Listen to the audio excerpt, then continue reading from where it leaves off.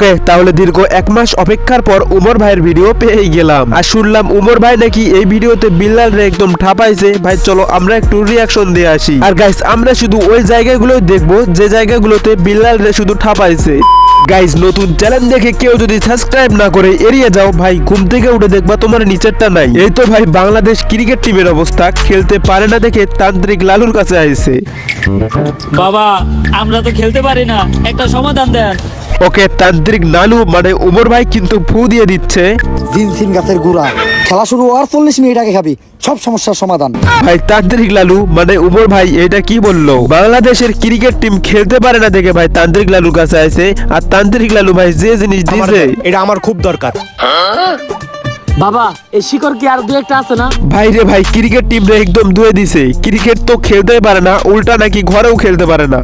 বাবা এখন আপনি কোন আমরা কোনো খেলায় জিতি না কে? তোরা জিতোস না কারণ তোরা হারোস। তাইলে বাবা আমরা হারি কে?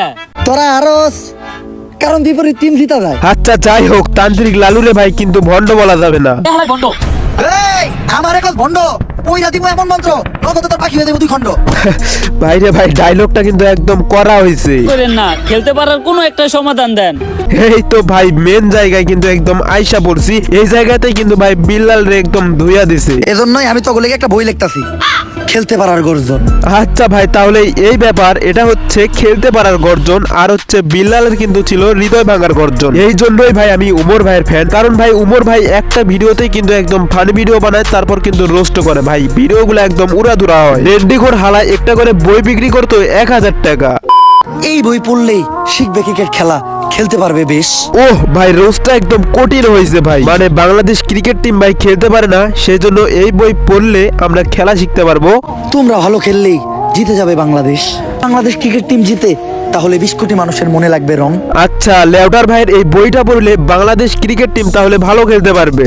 আর যদি হেরে যায় তাহলে হয়ে যাবে চুদলিং পং। আর যদি হেরে যায় তাহলে হয়ে যাবে চুদলিং পং। ভাই সেরা রে সেরা ভাই, একদম কঠিন হয়েছে ভাই।